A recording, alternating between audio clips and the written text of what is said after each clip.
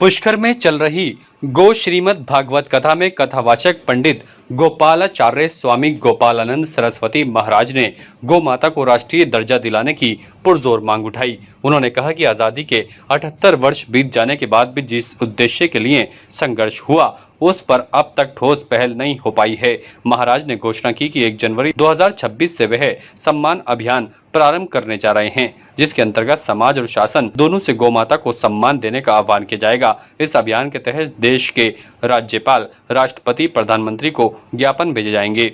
उन्होंने कहा कि अलग अलग राज्यों में अलग अलग कानून होने से गायों की सुरक्षा सुनिश्चित नहीं हो पा रही है। ऐसे में राजस्थान, उत्तराखंड, गुजरात, मध्य प्रदेश जैसे राज्यों में अनुदान की व्यवस्था है, लेकिन पश्चिम बंगाल, केरल और नागालैंड में खुलेआम इनका वध किया जाता है। महाराज ने चेतावनी दी कि यदि मां की प्रतीक्षा के बाद भी कोई ठोस कदम नहीं उठाया गया तो प्रत्येक राज्य की विधानसभाओं के सामने युवक गोरक्षक आंदोलन करेंगे।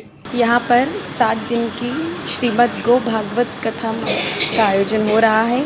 देहरादून के जो राजेंद्र जी प्रसाद अग्रवाल हैं, उनका समस्त परिवार यहाँ पर है और उन्हीं के माध्यम से ये कथा का आयोजन चल रहा है।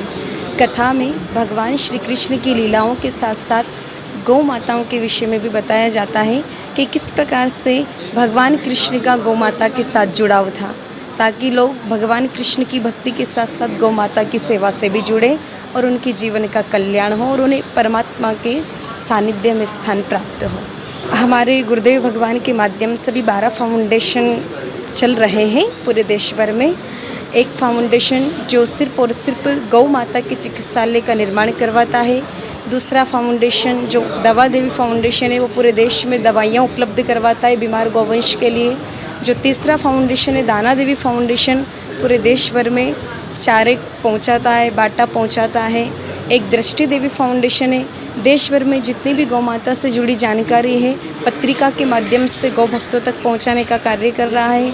धेनु धारा फाउंडेशन है, धेनु देवी फाउंडेशन है, धेनु धन फाउंडेशन है। इस प्रकार से 12 फाउंडेशन पूज्य सद्गुरुदेव भगवान की प्रेरणा से देश भर में चल रहे हैं। ताज़ा खबरों के लिए देखते रहें सरेराह न्यूज। अपना फ़ोन उठाएं और सब्सक्राइब करना ना भूलें।